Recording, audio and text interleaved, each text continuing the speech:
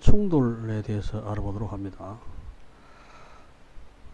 물체가 충돌할 때, 뭐 예를 들어서 골프채로 골프 공을 칠 경우에 골프채와 골프 공이 일단 접촉을 하죠. 충돌할 때 접촉하고 이 골프 공에 주어지는 힘이 이런 식으로 증가해서 최고점에 도달하고 그 이후에 힘이 약화되고 나서 이 지점에서 골프공이 골프채를 떠납니다.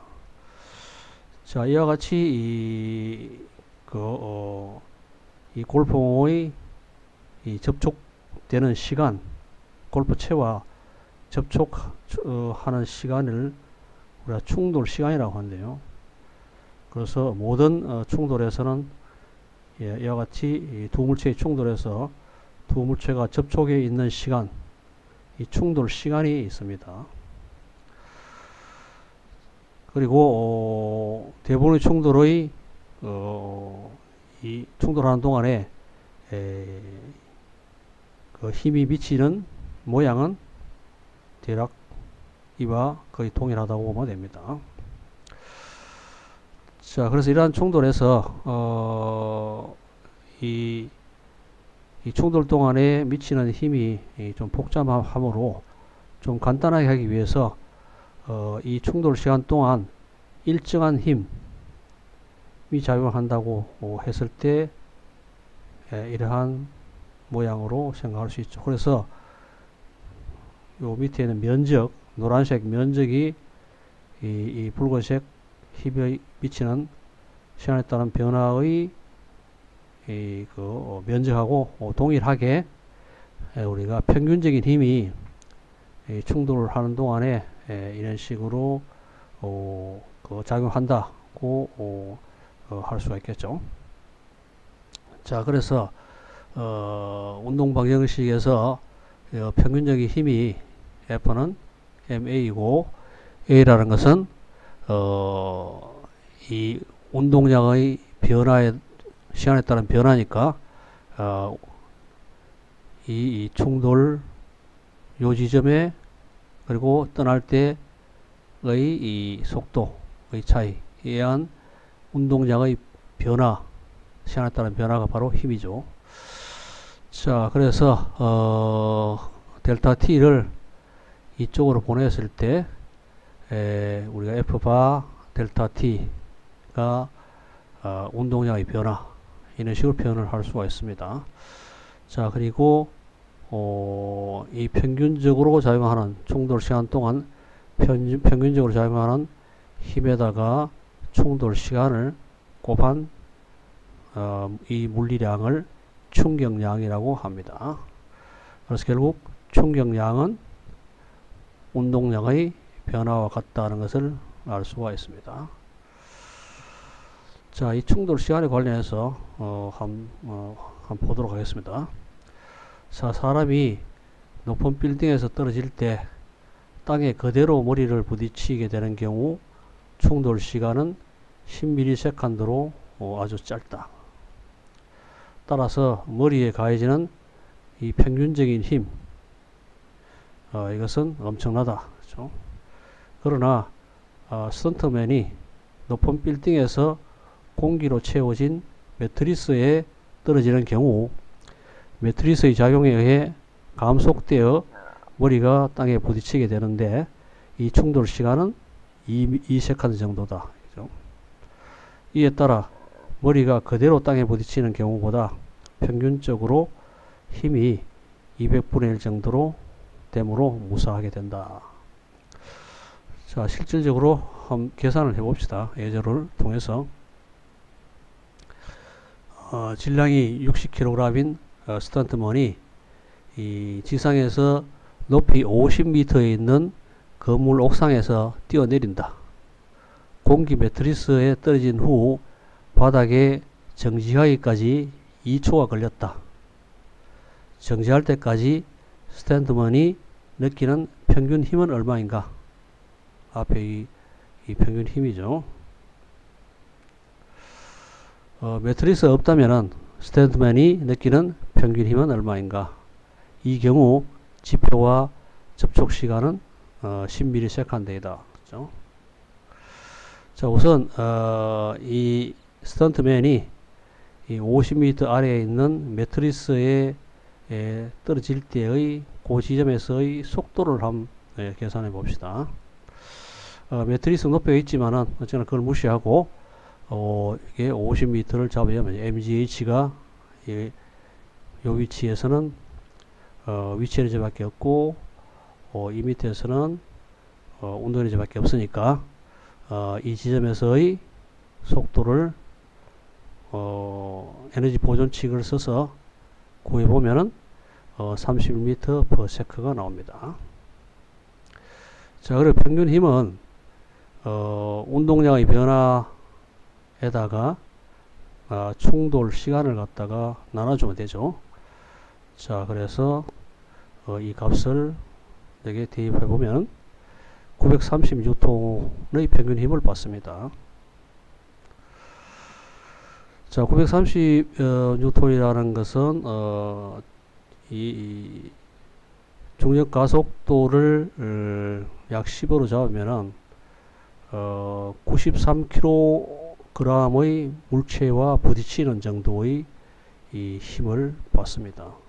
이것도 꽤 힘이 크지만은 930kg 같으면은 뭐 사랑가마 이상의 그러한 질량을 가진 물체와 부딪히는 거니까 좀 고통이 있습니다만은 그렇지만 이 죽지는 안 하겠죠. 그렇죠?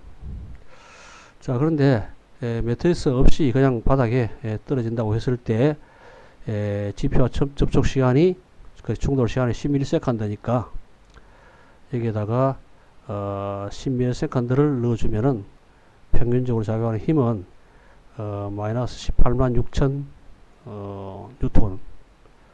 그래서 이것은 대략 18.6톤의 어떤 트럭하고 충돌한 것 같다고 보면 되죠. 그래서 적사할 수 있습니다. 자, 이와 같이 이 충돌할 때 충돌 시간에 따라서 우리가 이 충돌하는 물체가 느끼는 평균적인 힘의 차이가 많다 하는 것을 알 수가 있습니다. 자, 이 간단한 1차원 충돌에 대해서 알아보도록 합니다. 충돌 전에 질량 M1인 물체는 속도 V1으로, 그리고 질량 M2인 물체는 속도 V2로 1차원 상에서 이런 식으로 운동을 합니다. 자, 그리고 충돌을 했죠. 두 물체가 이 물체가 따라잡아 가지고 충돌을 하면은 이러한 힘이 미치게 되겠죠. 그래서 M2에는 이러한 힘, M1에는 반대 방향의 이 반작용 힘이 작용하겠죠. 그리고 충돌 후에 속도가 달라져서 이런 식으로 B1', B2'으로 진행을 합니다. 그렇죠? 자, 그래서 이 M1이 받는 힘이 평균 힘이 마이너스 F와 F 반대쪽이니까 마이너스 F와 충돌 시간 델타 T, 그리고 M1의 운동량의 변화이죠. M2의 경우에 F바 델타 T가 운동량의 변화예요. 자, 이 두 식을 더하면은 이런 결과를 얻을 수 있습니다. 왼쪽 항은 충돌 전에죠. 충돌 전에 운동량의 합입니다. 그래서 그리고 이 우측 항은 충돌 후에 운동량의 합이죠. 자, 따라서 충돌 전과 후의 운동량은 변화가 없다. 즉 운동량이 보존된다는 것을 알 수 있습니다. 따라서 충돌은 고립된 개, 외부에서 힘이 주어지지 않았죠. 고립된 개에서 일어나므로 외부력이 작용이 없다. 따라서 충돌 전과 후의 운동량은 같다. 즉 모든 충돌에서 운동량이 보존된다고 결론을 낼 수가 있습니다. 자, 그런데 운동 에너지는 충돌 전후에 달라질 수 있는데요. 운동 에너지가 보존되는 충돌을 우리가 탄성 충돌이라고 부르고요. 운동 에너지가 보존되지 않는 충돌을 비탄성 충돌이라고 부릅니다. 그리고 충돌 후에 두 물체가 붙어서 움직이는 경우를 완전 비탄성 충돌이라고 부릅니다. 자, 탄성 충돌에 대해서 알아보도록 합니다. 모든 충돌에서 운동량은 보존되고요. 탄성 충돌에서는 운동량의 보존 이외에 운동 에너지도 보존된다는 거죠. 그래서 충돌 전에 운동 에너지, 충돌 후에 운동 에너지입니다. 그래서 운동량 보존 요식을 정리를 하면은 이런 식이 되죠. 그리고 운동 에너지 보존을 이쪽을 보내고 해가지고 정리를 하면은 이런 식이 됩니다. 자, 요거는 인수분해가 가능하죠. B1 마이너스 B1 프라임 그리고 B1 플러스 B1 프라임 되니까 요 항이 있으니까 두 식을 나눠주면은 나눠줘가지고 정리를 하면은 M1도 떨어지고 M2도 떨어지고 하니까 정리를 하면은 이 식을 얻을 수가 있습니다. 자, 여기 보면 왼쪽 항은 뭡니까? 왼쪽 항은 충돌 전에 상대 속도죠. 두 물체의 속도의 차이잖아요. 그래서 충돌 전의 두 물체의 속도의 차이. 요건 충돌 후에 두 물체의 속도의 차이. 즉 상대 속도죠. 그래서 상대 속도가 충돌 전의 상대 속도와 충돌 후의 상대 속도가 크기는 같고 방향은 반대이다 하는 것을 알 수가 있습니다. 이것이 바로 탄성 충돌에서의 이 특징이에요. 비탄성 충돌은 경우가 굉장히 복잡하기 때문에 경우에 따라서 여러 가지를 생각해야 되니까 그에 대해서 이야기하지 않기로 하고 완전 비탄성 충돌에 대해서 알아보도록 합시다. 완전 비탄성 충돌은 충돌 후에 두 물체가 붙어서 가는 경우죠. 자, 그래서 충돌 전에는 두 물체가 속도 B1, B2로 가니까 충돌 전에 운동량은 이것이죠. 근데 충돌 후에 두 물체는 붙어서 가니까 동일한 속도 라지 B로 가니까요. 그래서 이런 식으로 운동량 보존 식에 관련된 식을 구할 수가 있습니다. 자, 여기서 충돌 후에 속도를 구할 수 있겠죠. 자, 그리고 충돌 전후에 운동량의 이 변화를 한번 계산해 봐요. 운동량의 변화는 충돌 후에는 이 운동량이 KF로 되어 있습니다만 2분의 1 M1 플러스 M2에다가 이 라지 B 제꼴을 하면 되니까요. 그렇죠? 충돌 전에는 각자의 운동량을 운동 에너지를 2분의 1 M1 B1 제곱 더하기 2분의 1 M2 B2 제곱 해가지고 결국 두 물리량 운동량 운동 에너지의 차이를 구해보면은 이런 식으로 나옵니다. 그렇죠? 자, 그래서 마이너스니까 결국 운동 에너지가 감소했다는 것을 볼 수 있죠. 그래서 충돌 후에 운동 에너지가 충돌 전의 운동 에너지보다 마이너스니까요. 줄어들었음을 보여주고 있다. 이 줄어든 운동 에너지는 열이나 손 에너지 등으로 소비되었을 것이다. 그래서 우리가 보는 충돌에서 탄성 충돌은 사실 보기가 힘들어요.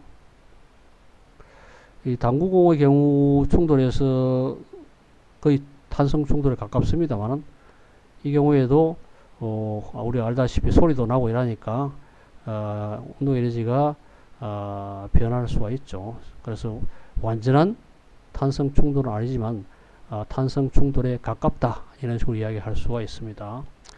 반면에 분자 안에서 원자들의 축돌에 이런 것들은 이 탄성 충돌에 가깝습니다.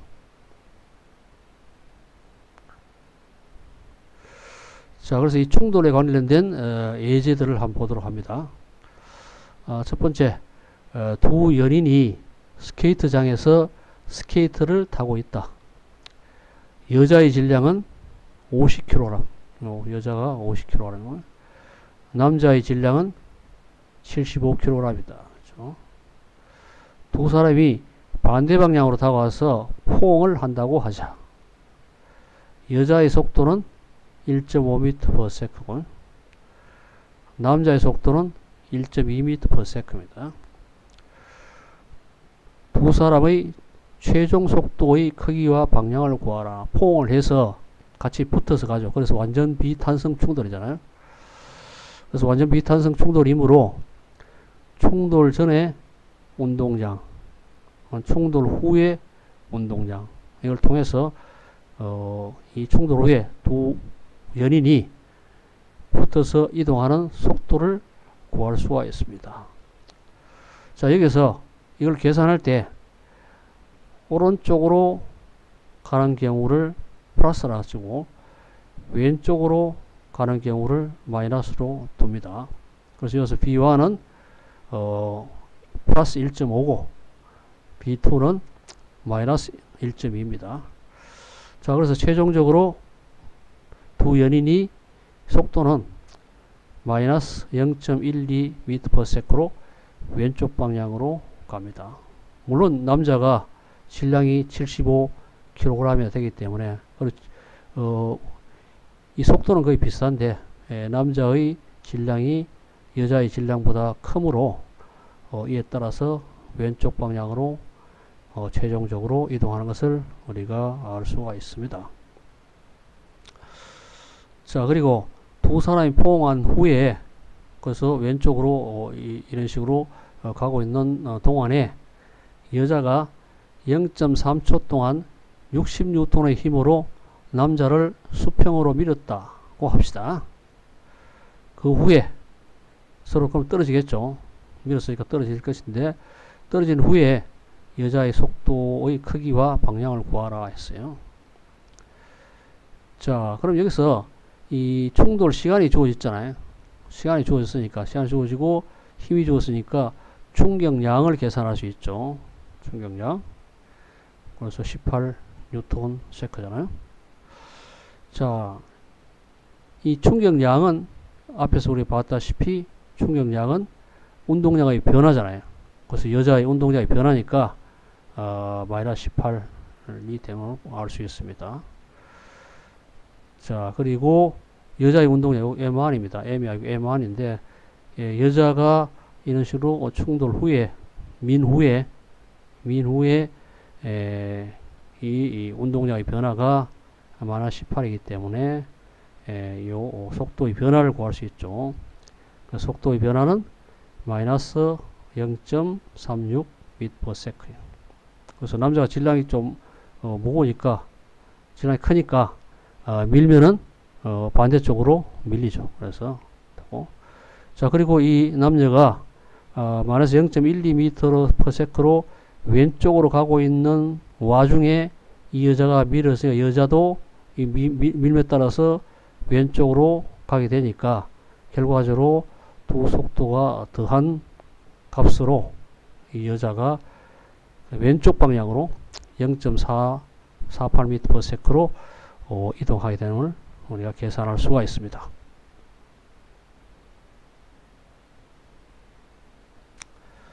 질량 100g인 상자가 높이 1m 높이에서 정지 상태에서 마찰이 없는 경사면을 따라서 내려옵니다. 그 위에 마찰이 있는 평면을 만나죠. 만나 가지고 여기서 1m 떨어진 지점에 있는 50g의 상자와 충돌을 합니다. 이 바닥과의 이 운동 마찰의 개수 0.5인데요. 자, 이럴 경우에 충돌 후에 이 50g의 상자가 왼쪽으로 이동하겠죠. 자, 여기서 묻는 것은 뭐냐면은 충돌 후에 어느 정도까지 이동한 후에 이 50g의 상자가 멈추겠느냐, 뭐 그걸 물었습니다. 자, 그러면은 첫 번째 여기서 구해야 될 것은 충돌 직전에 이 100g 상자의 속도를 구해야 되겠죠. 그래야지 여기서 운동량 충돌했으면 운동량 보존칙을 쓸 수 있잖아요. 자, 그래서 이 100g의 상자가 충돌하기 직전의 이 속도가 무엇이냐를 우선 구해야 합니다. 자, 그럼 여기 1번 위치, 2번 위치 해서 1번 위치와 2번 위치에서의 에너지 보존칙을 사용하면 되겠죠. 자, 1번 위치에서는 위치 에너지 밖에 없죠. 정지 상태에서 놓였다고 했으니까요. 그래서 1번 위치에서는 이 위치 에너지 mgh만 있죠. 그리고 2번 위치에서는 우리가 여기 기준점이 오니까요. 위치 에너지 기준점이 오니까 여기로 잡았으니까 2번 위치에서는 운동 에너지 밖에 없죠. 자, 그래서 2번 위치에서는 운동 에너지 밖에 없어요. 그런데 이 사이에 에너지 소비가 있었죠. 요거는 마찰이 없는 면이기 때문에 마찰력에 의한 에너지 소비가 없는데, 이로 갈 때는 마찰력에 의해서 에너지가 소비가 돼 없어지잖아요. 자, 그래서 마찰력은 μk mg니까, 그렇죠? 그래서 마찰력에 의해서 소비되는 에너지는 이 거리를 곱해주면 되죠. 델타 x. 그렇죠? 자, 그래서 이 에너지 보존칙을 통해서 이 100g의 상자가 50g의 상자와 충돌하기 직전의 속도를 구할 수가 있습니다. 됐죠? 자, 다음엔 충돌하죠. 충돌하는데 충돌 후에 100g 상자의 속도를 B'으로 두고 충돌 후에 50g 상자의 속도를 B1으로 둡니다. 자, 그러면은 운동량 보존칙에서 충돌 전에는 이 상자의 운동량 밖에 없죠. 100g 상자의 운동량 밖에 없고, 충돌 후에는 100g은 상자는 B', 50g 상자는 B1으로 가니까 이런 식으로 운동량 보존칙을 쓸 수가 있습니다. 자, 그런데 여기서 이제 우리 구해야 될 것은 두 개인데, 이 모르는 것은 방정식 한 개밖에 없으니까 나머지 한 개의 방정식이 더 필요한데, 여기서 나와 있죠. 탄성 충돌했다 이거죠. 그래서 두 상자가 서로 탄성 충돌을 했다고 했으니까 앞에서 보았다시피 탄성 충돌에서는 충돌 전의 상대 속도와 충돌 후의 상대 속도와 같죠. 그래서 충돌 전의 상대 속도는 요거 멈춰 있었고, 요 속도 B로 왔으니까 요것이고요. 충돌 후의 속도는 요 차이잖아요. 차이가 됐고, 그래서 이런 식을 얻을 수가 있습니다. 그렇죠?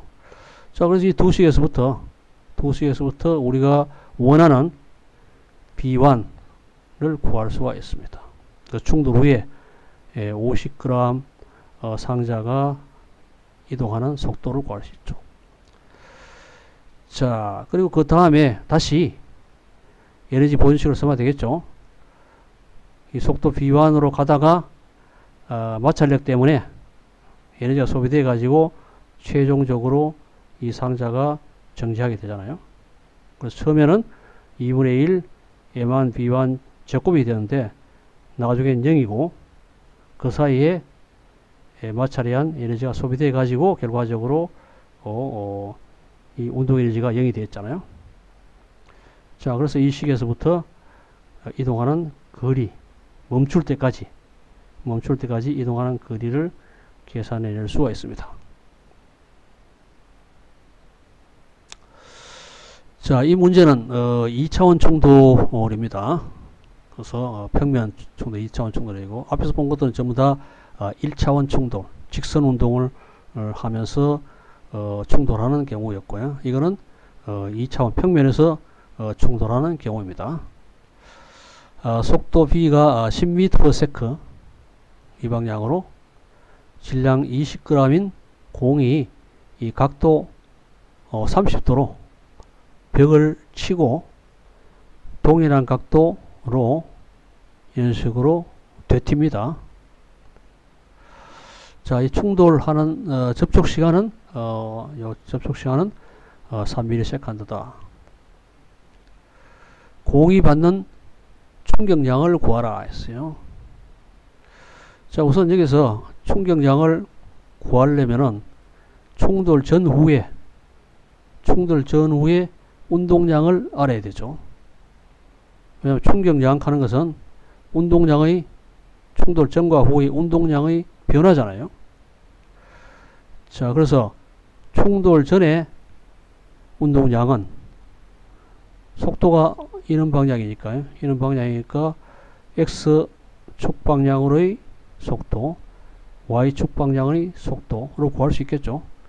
자, 그래서 mvx X방향 I 성분이고 플러스 mvy J방향 속도, 이런 식으로 2차원이니까 이런 벡터 형태로 운동량이 표현이 됩니다. X성분은 v 사인 세타니까요. 그래서 이런 식으로 Y 속도는 v 코사인 세타고 됐죠. 자, 그 다음에 충돌 후에는 이쪽으로 가잖아요. 동일한 그 속도로 이쪽으로 가니까, 그래서 X방향의 속도가 마이너스죠. 이건 플러스고 이쪽 마이너스니까요. 그래서 X방향 속도가 마이너스 B 사인 세타고, Y방향 속도는 동일하게 둘 다 위쪽 방향이니까 똑같습니다. 자, 그래서 충돌 전에 운동량, 충돌 후에 운동량을 구할 수 있었어요. 자, 충격량은 운동량이 변하잖아요. 변하니까 두식을 빼주면은 마이너스 2mv 사인 세타가 나오고요. I 방향이고, X 방향이, X축 방향이고. 자, 값을 다 대입시켜 주면은 값이 다 주어져 있잖아요. 세타도 30도고 다 주어 있으니까 마이너스 2i. 그래서 이 충격량이 이쪽 방향이죠. 마이너스 X축 방향이죠. 자, 두 번째, 공이 벽에 가하는 평균 힘을 구하라 했어요. 자, 평균 힘은 앞에서 보았다시피 평균 힘 곱하기 충돌 시간이 바로 충격량이잖아요. 그렇죠? 그 충격량을 우리 계산해 놨고요. 그리고 충돌 시간이 주어져 있죠. 3ms 이렇게 했으니까 결과적으로 이 충돌하는 동안의 공이 받는 평균적인 힘을 우리가 계산해낼 수 있습니다. 자, 그 다음에 벽이 공에 가한 평균 힘은 이 공이 받는 평균 힘의 반대 방향이죠. 그래서 이런 식으로 구할 수가 있습니다. 그림과 같이 발사된 총알이 질량 스몰 m인 총알이 속도 V로 발사되었어요. 자, 그래서 질량이 라지 m인 아주 덩치가 큰 이 나무 토막에 박혀가지고 완전 비탄성 충돌 후에, 그래서 이것이 이 점성으로 본 부분까지 높이 Y까지 올라가서 멈춥니다. 자, 그래서 이러한 장치를 이용해서 예전에는 이 총알의 속도를 구할 수 있었어요. 요새는 뭐 여러 가지 방식이 많습니다만 레이저도 있고, 그래서 예전에는 이런 방식으로 총알의 속도를 구할 수 있었어요. 자, 그래서 총알 속도 구하라 이거죠.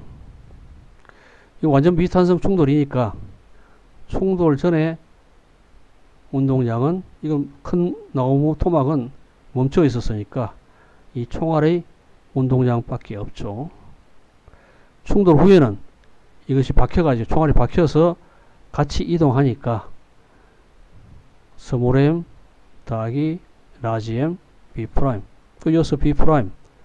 그래서 총알이 나무통에 박혀가지고 이 방향으로 이동하는데 그 속도를 구할 수가 있습니다.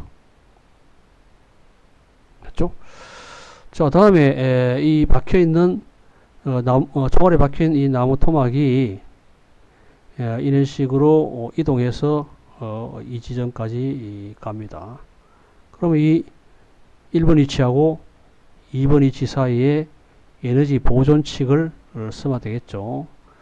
자, 1번 위치는 운동 에너지밖에 없고, 그래서 2분의 1 m 더하기 라지 m b 프라임 제곱.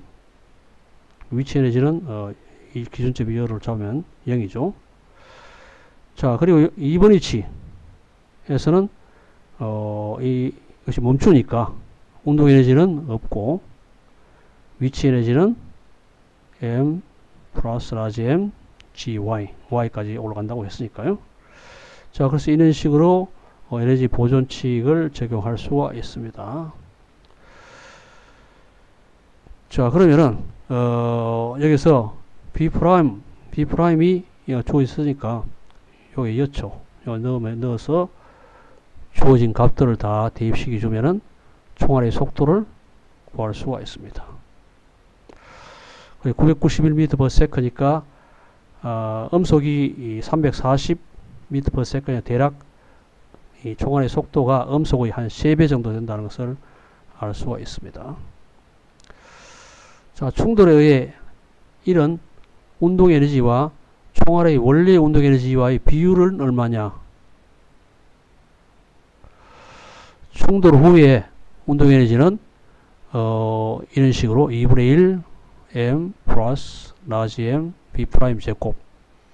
b 프라임은 여기 주어져 있죠. 그래서 이걸 대입시키면은 얘는 충돌 후에 운동 에너지를 얻을 수가 있습니다. 충돌 전의 운동 에너지는 2분의 1 총알의 질량 m b 프라임 제곱이죠. b 제곱이죠. 자, 그래서 충돌 전 후에 운동 에너지 차이를 구해 보면은 이런 식이 되죠.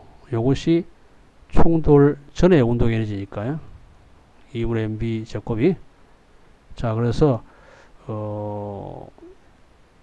이 충돌에 의해서 잃는 운동 에너지의 비율을 보면은 0.999 거의 99.9%의 운동 에너지가 소실됐다는 것을 알 수 있죠. 그렇죠? 그래서 거의 대부분의 운동 에너지가 사라졌음을 알 수 있다. 그렇죠? 운동 에너지는 주로 열로 달아났고, 일부는 총알이 나무에 박힐 때 나무의 분자 결합을 깨는데 사용되었다. 그래서 이런 것을 알 수가 있습니다.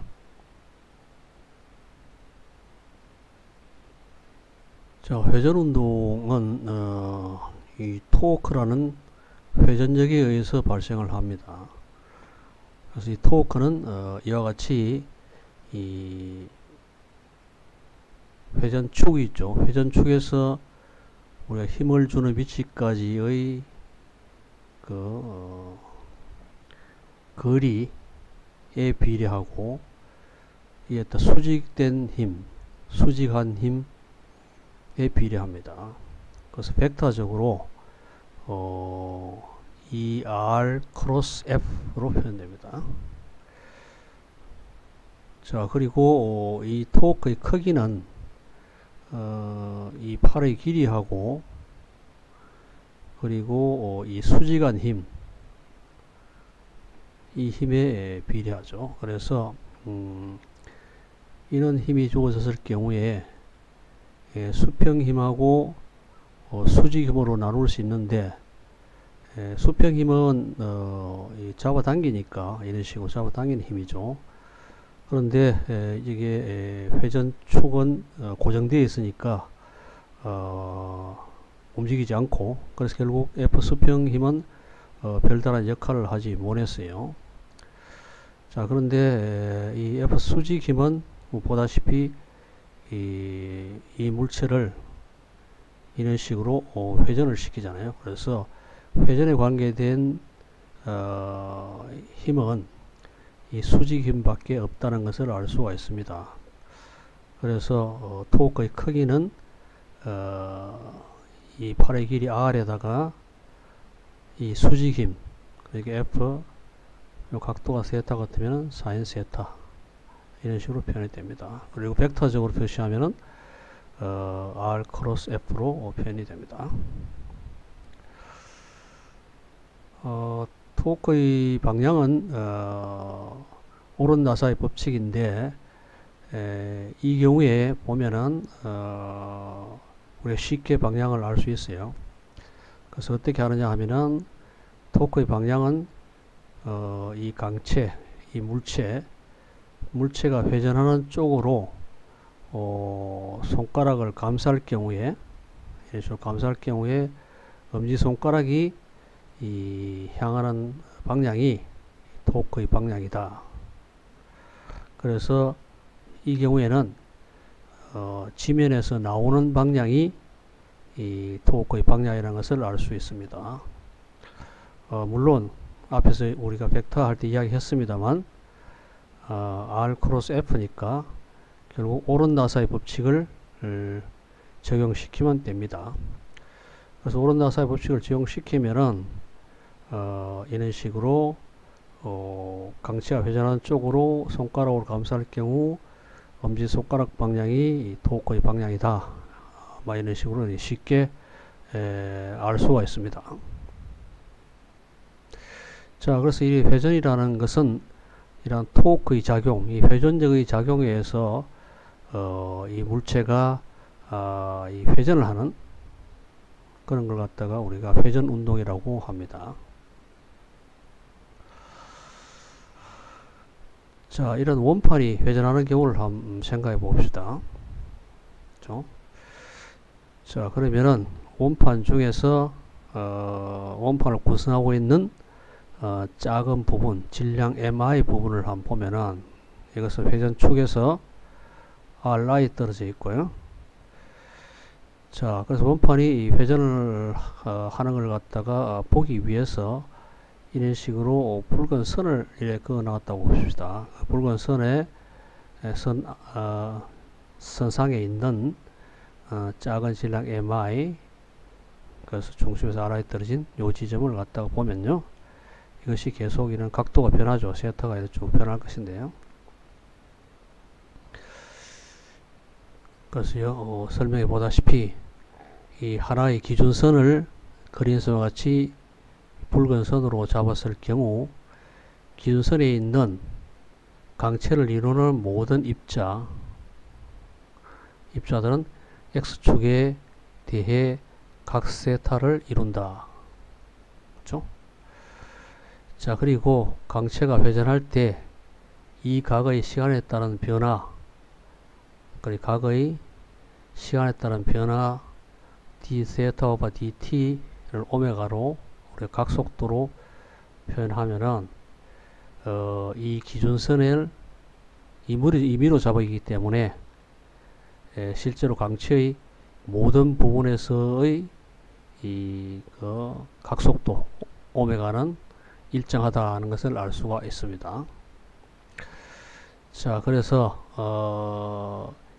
이 임의의 기준선을, 이런 선을 잡았을 때 이 선상에 있는 모든 질량들은 이런 각속도로 돌고 있고, 그리고 임의의 기준선을 잡았기 때문에 모든 강체를 이루고 있는 모든 점에서의 각속도는 일정하다는 것을 알 수 있습니다.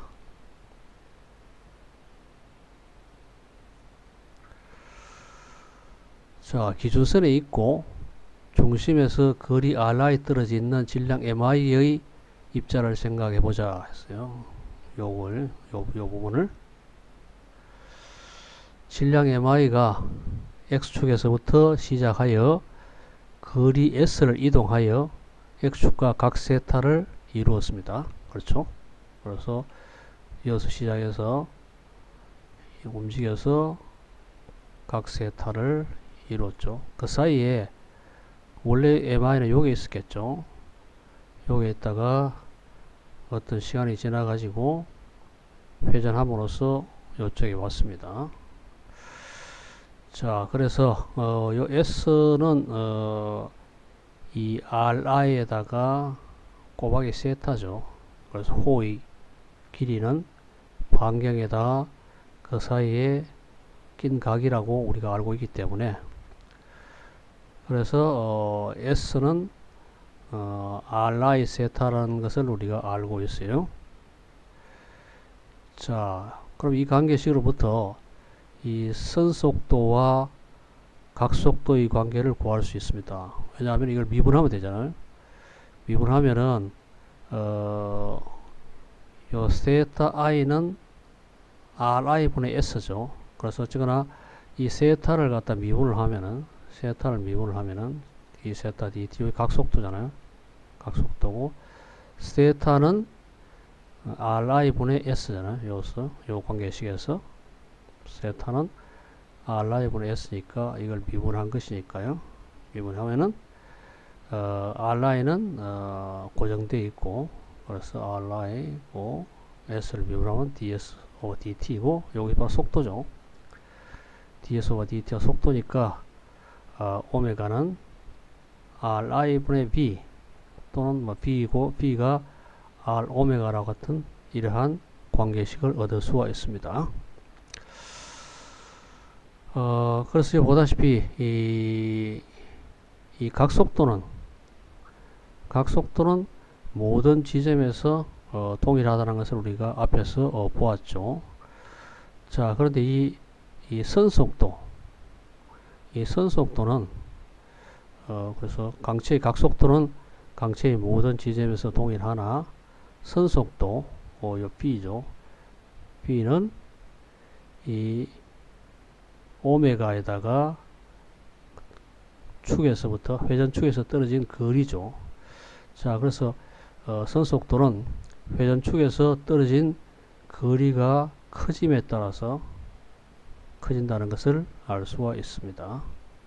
보다시피 이 중심은 이제 고정되어 있으니까 속도가 0이고요. 외곽으로 가면 갈수록 속도가 커진다는 것을 알 수가 있습니다. 자, 다음에 이 외부에서 이 토크가 주어지면은, 그래서 이걸 갖다 토크가 주어지면은 이 점점 더 빠르게 회전하게 되겠죠. 그래서 이 각속도가 변하죠. 그래서 외부에서 토크가 주어지면은 각속도가 변합니다. 우리가 앞에서 선운동을 할 때 외부에서 힘이 주어지면은 속도가 변하잖아요. 마찬가지로 여도 이 토크가 주어지면은 이 각속도가 변하죠. 그래서 각속도가 뭐 증가하든지 그러겠죠. 자, 그래서 우리가 선가속도와 마찬가지로 여기도 이제 각가속도가 정의될 수가 있습니다. 그래서 각속도가 이 토크에서 변하니까, 그래서 각가속도를 정의할 수 있다는 것을 알 수 있습니다. 그래서 토크가 강체에 작용하면은 이 각속도가 변한다. 그래서 회전이 가속화 되기 때문에 우리가 각가속도를 정의할 수 있죠. 그래서 각가속도는 각속도의 시간에 따른 변화다는 것을 갖다가 이런 식으로 정의가 됩니다. 자, 그러면은 각가속도하고 이 선가속도 사이의 관계를 한번 보도록 합니다. 자, 각가속도는 d 오메가 dt이고, 그리고 앞에서 봤다시피 b가 r 오메가니까 오메가는 r 분의 b죠. 자, 그래서 오메가는 r 분의 b니까 요걸 갖다가 대입을 하면요, r은 상수니까 앞으로 나오고 db over dt, 여기 바로 가속도죠. 우리가 선가속도, 그죠? 선가속도 a라 두고요. 자, 그러면은 우리가 a equal r 알파라는 관계를 얻을 수가 있습니다. 그렇죠? 자, 그래 각가속도는 이 강체의 모든 지점에서 동일하지만 요 성가속도 A는 회전축에서 멀어질수록 커진다는 것을 알 수가 있습니다. 자, 그래서 우리가 이 각속도와 이 각가속도 그리고 이 선속도와 이 각속도와의 관계 그리고 각가속도와 성가속도 사이의 관계 이런 것을 갖다가 알아보았습니다. 자, 그래서 우리 앞에서 이야기한 일정한 가속도 운동과 마찬가지로 일정한 각가속도 운동을 갖다가 한번 생각해 봅시다. 자, 이 일정한 각가속도 운동은 이 각가속도가 일정하다는 것이죠. 자, 그래서 이 알파 dt 그래서 각가속도가 시간에 따라서 처음 0시간에서 t초까지의 어떤 변화를 한번 계산해 보면요. 계산해 보면은 그래서 알파 dt를 알파가 0에서 t까지 어떻게 변하는지를 전체적으로 적분을 해보면요. 됐죠? 자, 그러면 알파 하는 것은 각가속도니까 각속도의 시간에 따른 변화 이런 식으로 표현할 수 있을 거예요. 자, 그리고 이 dt가 소거되니까 소거되고 그래서 오메가에 대한 적분만 남는데 t = 0일 때 그러니까 각속도가 오메가 0였고 그리고 토크가 계속 작용해서 이 각속도가 t초 되었을 때 오메가로 증가를 했죠. 그러니까 이 d 오메가를 오메가 0에서 오메가까지 적분하면은 오메가 빼기 오메가 0가 되겠죠. 그렇죠? 그래서 요거는 이제 알파가 좌변은 알파가 상수니까 바깥으로 나오고요. dt 적분하면 t이기 때문에 좌변은 알파 t이고요. 우변은 오메가 빼기 오메가 0니까 그래서 오메가 0를 이쪽으로 이항을 시키면 우리가 오메가는 오메가 0 플러스 알파 t라는 것을 구할 수가 있습니다. 자, 이것은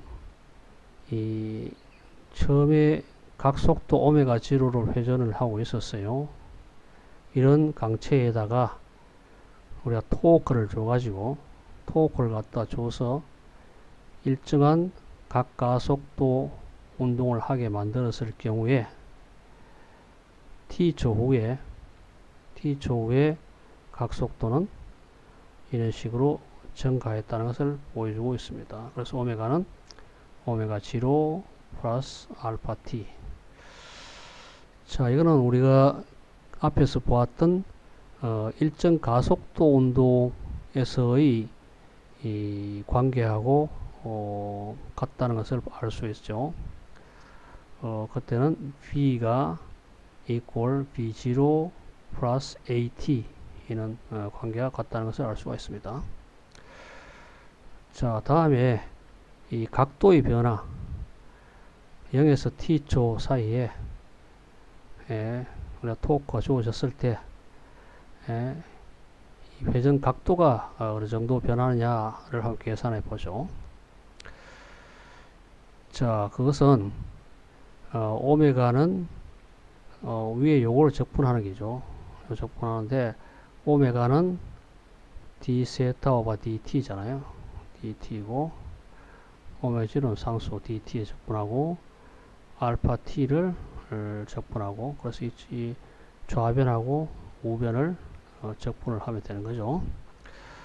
그래서 0에서 t초 변할 때 처음에는 이제 각도가 세타 0였는데 회전에 의해서 나중 각도가 세타로 변한 거죠.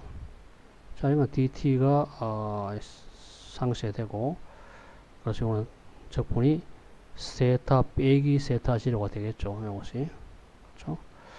요거는 오메가 0 상수니까 딱 나오니까 오메가 0 t고, 요것은 2분의 1 알파 t 제곱이 되겠죠. 그래서 정리를 하면은 세타는 세타 0 플러스 오메가 0 t 더하기 2분의 1 알파 t 제곱, 뭐 이런 게 나옵니다. 이건 선운동에서 보았던 위치 s 이꼴 s0 플러스 b0t 더하기 2분의 1 at 제곱, 요거하고 이제 대응된다는 것을 알 수가 있습니다. 자, 그리고 여기서 t는 알파분의 오메가 빼기 오메가 0잖아요. 요걸 갖다가 요 식에다가 넣어주면요, 그래서 요걸 갖다가 t를 넣어주면은 이러한 관계식을 구할 수 있습니다. 그래서 오메가 제곱 빼기 오메가 0 제곱은 2 알파 세타 빼기 세타 0. 그렇죠? 이거는 b 제곱 빼기 b0 제곱이 2a s 빼기 s0, 우리 선운동에서의 형태와 동일하다는 것을 알 수가 있습니다. 자, 그래서 여기 이 표에 이 선운동 일정 가속도 운동에서 선운동에서의 우리 앞에서 보았던 식들을 여기 적어 놨고요. 그리고 금방 이야기한 일정한 각가속도 운동에 대한 식들을 이런 식으로 적어 놨습니다. 그래서 서로 비교를 할 수가 있습니다. 자, 가속도 관계에서 가속도는 일정 선가속도 운동에서는 A라고 우리가 가속도로 일정한 가속도와 작용합니다. 일정 각가속도 운동에서도 일정한 각가속도 알파가 작용했죠. 이 알파와 A 사이의 관계는 우리 앞에서 봤다시피 A는 R 알파의 관계가 있습니다.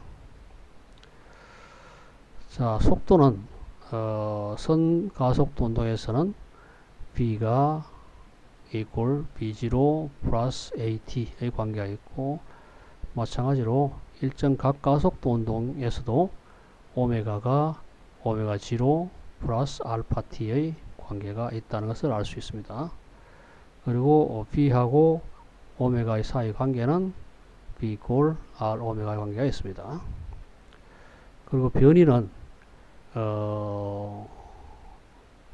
이것이 거리고요. 그리고 변이는 요 각이죠, 각.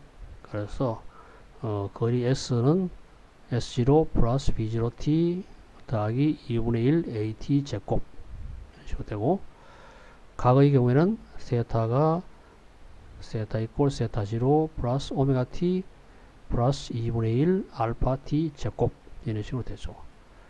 그리고 이 거리하고 이동 거리하고 각도의 사이 관계는 우리가 호의 길이니까 S가 equal R 세타의 관계가 있다는 것을 알 수가 있습니다. 그리고 초속하고 최종 속도의 관계 B equal B0 제곱, B0는 처음 속도고 B는 나중 속도죠. 그래서 이 차이, 제곱의 차이가 2A S 빼기 S0 이동 거리죠. 여기 이동 거리고, 마찬가지로 여기서 오메가 제곱 더하기 빼기 오메가 0 제곱, 처음 각속도 나중 각속도의 제곱의 차이는 이 알파고 이동, 그러니까 회전한 각도. 자, 그래서 이런 식으로 우리가 리니어 운동, 병진 운동이라고 부르기도 합니다만, 리니어 운동하고 앵귤라 운동, 회전 운동, 그래서 일정 가속도 운동하고 일정 각과 속도 운동의 이 차이, 서로 1대1 대응이 다 되죠. 1대1 대응이 되고, 그리고 그 사이의 관계들도 우리가 이런 식으로 알 수가 있습니다.